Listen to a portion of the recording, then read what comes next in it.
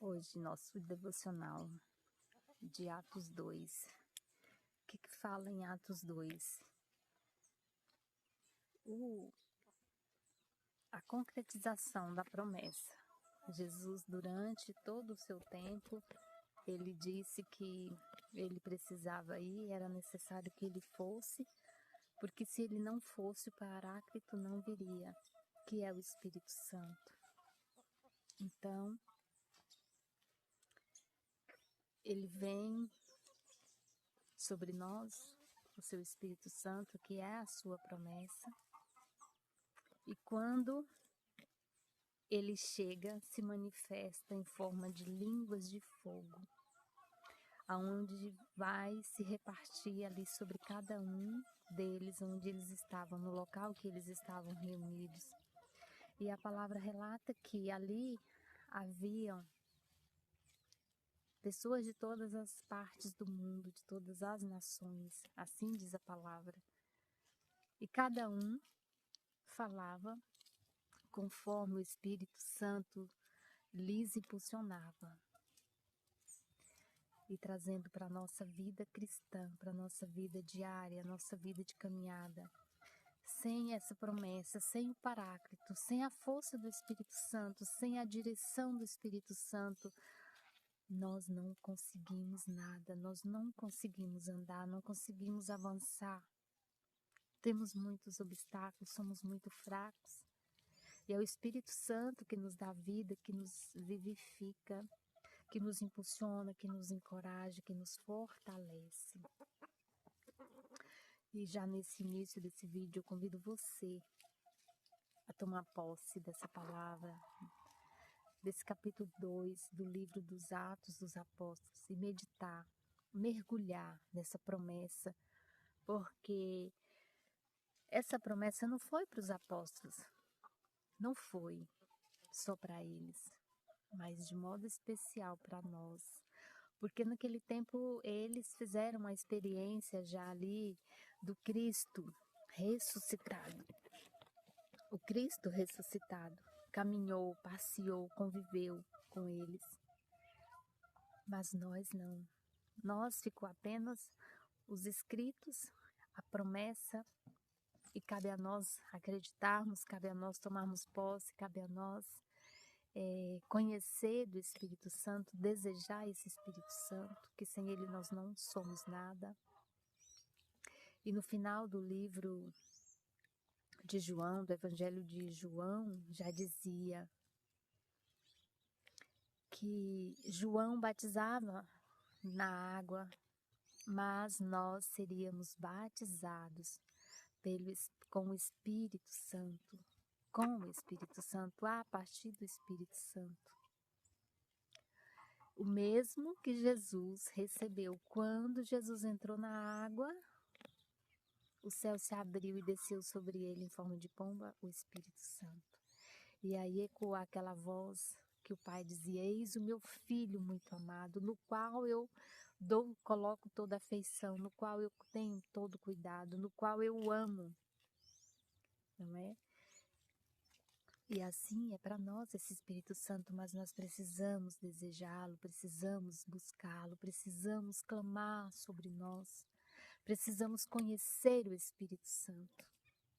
Ele está ali, mas ele não é automático. O Espírito Santo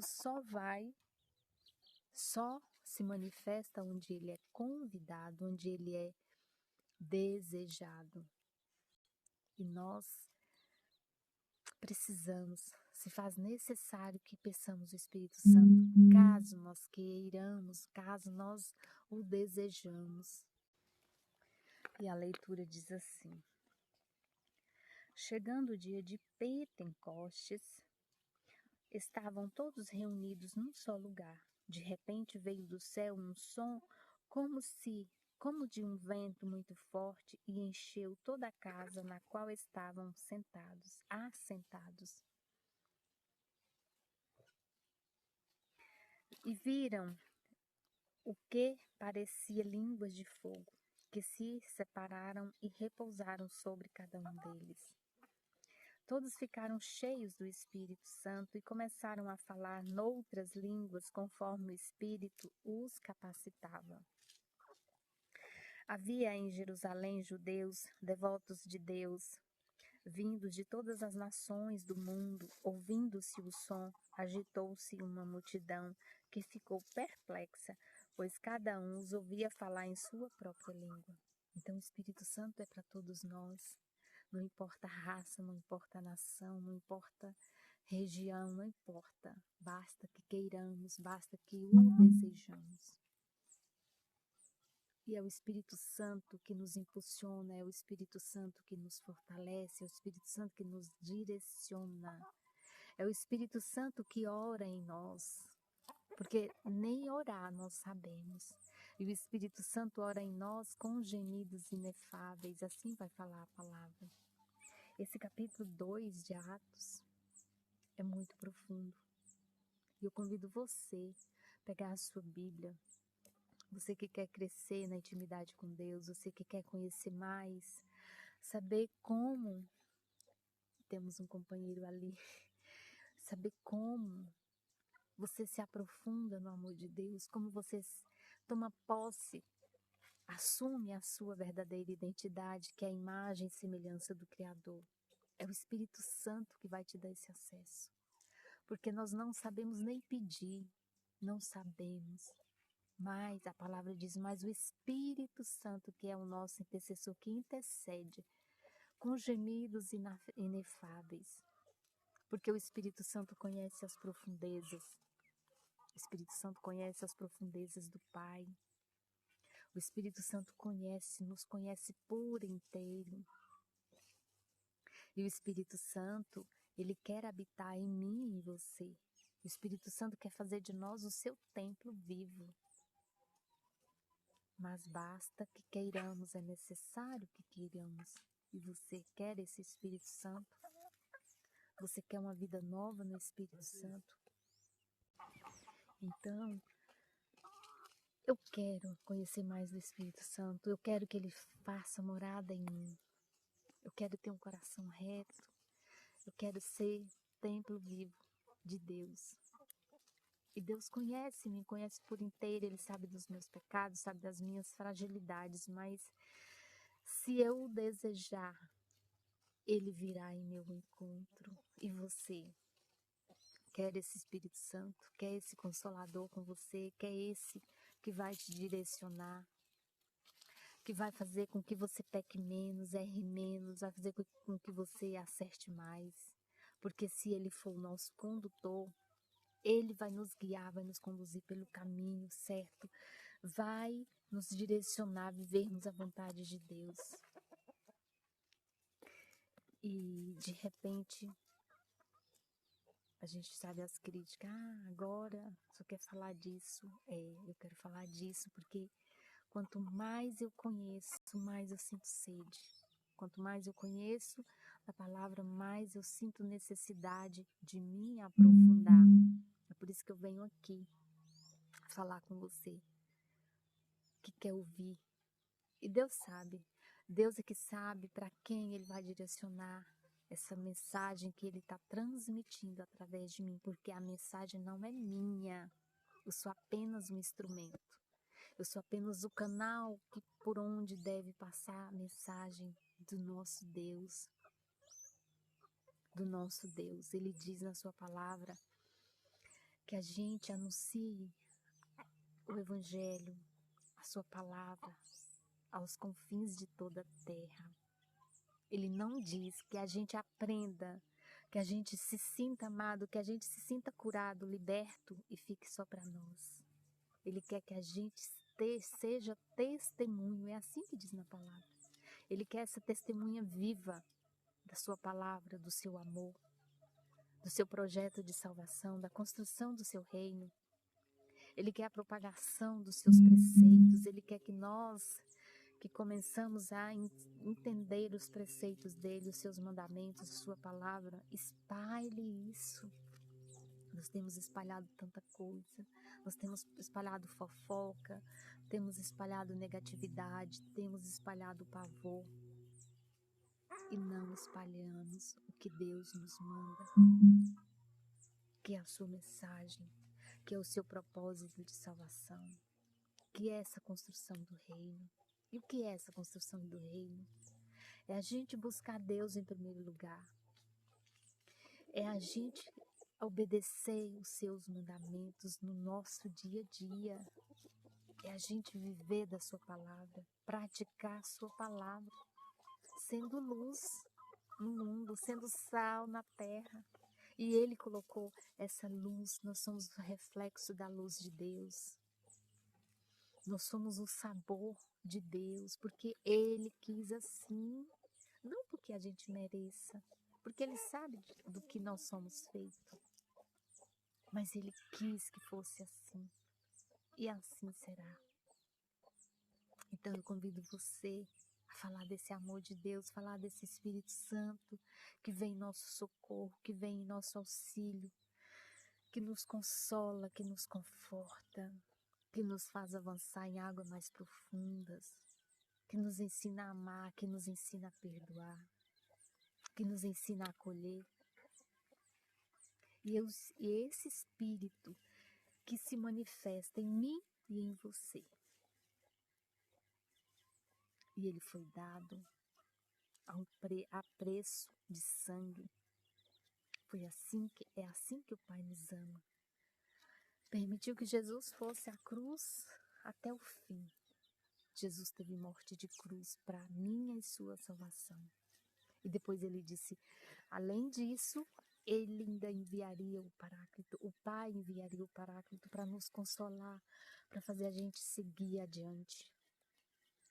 Porque ele sabia que nós, por exemplo, às vezes a gente faz aquele momento de adoração, aquele momento de oração, aquele momento da escuta da palavra, da reflexão profunda, a gente chora, se emociona, a gente se sente amado por Deus quando é o dia seguinte, você está totalmente desanimado, sem energia, sem vontade de orar novamente com a palavra, não é assim? Pois é dessa forma, e aí a gente tem que ir mesmo sem vontade, mesmo sem querer. Nós nos distraímos muito fácil, muito facilmente a gente se distrai. E a gente perde tanto tempo com tela, mas na hora de pegarmos a palavra de Deus, a gente tem dificuldade. E a gente tem a desculpa. Ah, minha vida é muito corrida. É muita correria. Você lembra daquela passagem do acúmulo dos celeiros? E aí Deus diz assim, ele usa uma palavra que eu não me recordo assim. Ele tem um dizer lá, e ele fala assim, se hoje a sua vida for ceifada, for colhida, ou seja, se eu te chamar hoje, de nada adianta a sua correria vai parar. Se eu te chamar hoje, você fica acumulando correria, você fica acumulando tantas ocupações e não tem tempo para mim. E se eu te chamar hoje, traduzindo a passagem lá, mas é isso. E a gente tem um dia de 24 horas. E nós não temos condições de tirar 15 minutos dessas 24 horas para estar na presença do nosso amado, do nosso Deus, do nosso Senhor. Estamos aqui no final da tarde. Olha que pôr do sol lindo, olha que vegetação linda, natureza linda. E para que Deus criou isso?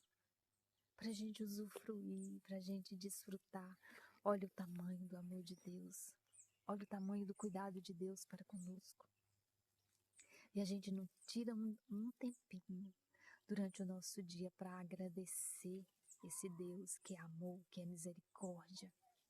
Esse Deus que nos proporciona alimento, o ar que respiramos, a nossa saúde da alma, do corpo, o nosso trabalho, nossos familiares, um lugar para a gente morar, um carro para a gente andar, tudo isso é graça de Deus. E nós não temos tempo, não temos tido tempo de agradecer esse Deus, não temos um tempo para estar na tua presença, para nos deleitar do seu amor. Deus se derrama de amor por nós. E a gente quer tudo, menos estar na presença de Deus. E às vezes nós temos Deus como um ser distante. Ah, Deus existe, mas é muito, muito distante de mim. Mas é porque eu não me aproximo, eu não busco conhecer esse Deus que é amor, que é misericórdia, que é perdão. E Ele está aí para se dar a cada um de nós, para nos curar. E a gente passa por tanto perrengue de saúde, tantas provações, dificuldade de convivência uns com os outros, dificuldade na família, separações de casais, dificuldade na educação dos filhos. E a gente vai para tanta coisa, vai buscar um psicólogo, vai buscar um psiquiatra, mas não busca aquele que pode curar, que pode libertar, que é o nosso Deus, que é o nosso Senhor. E o que Ele exige em troca? Que a gente o busque em primeiro lugar, que a gente o ame em primeiro lugar, que a gente obedeça a seus preceitos, que a gente pratique a sua palavra no nosso dia a dia. É tão fácil. E a gente não deve esquecer que nós estamos de passagem por esse mundo natural. E depois tem o mundo espiritual, tem a vida eterna. E a vida eterna é a eternidade. É a eternidade. E se começarmos a meditar na palavra de Deus, a gente não tem outro norte a não ser caminhar para a vida eterna. E é isso que Deus quer para nós, que a gente comece a construir a nossa vida eterna. Porque para a gente entrar lá, precisa começar por aqui, sendo obediente, colocando Deus em primeiro lugar, obedecendo às suas leis e preceitos, obedecendo a sua palavra, nos amando, cuidando uns aos outros, sendo caridoso, sem interesse. Às vezes a gente tem um lado interesseiro, faz algo por alguém pensando na recompensa, mas e aí, você quer receber a recompensa dos céus ou do homem? E às vezes nós dizemos assim, é só acontecer isso. Você ajuda alguém e tal e tudo, e depois essa pessoa, aí você fica esperando. Nós somos tendenciosos a ficarmos aguardando a pessoa nos reconhecer, nos agradecer. E aí nós estamos trocando aquela nossa ação por algo muito, muito barato, com um valor muito baixo. O valor alto é a recompensa de Deus. E aí qualquer coisa que a pessoa venha fazer, a gente, nossa, eu fiz isso e aquilo por essa pessoa. Olha como é que a pessoa me agradece, fala mal de mim, fofoca com meu nome. Deixe. Se fofocar, deixe. Se falar mal, deixe. Se levantar falso testemunho a seu respeito, deixe. Cale-se. Espere a recompensa. Deus tudo vê.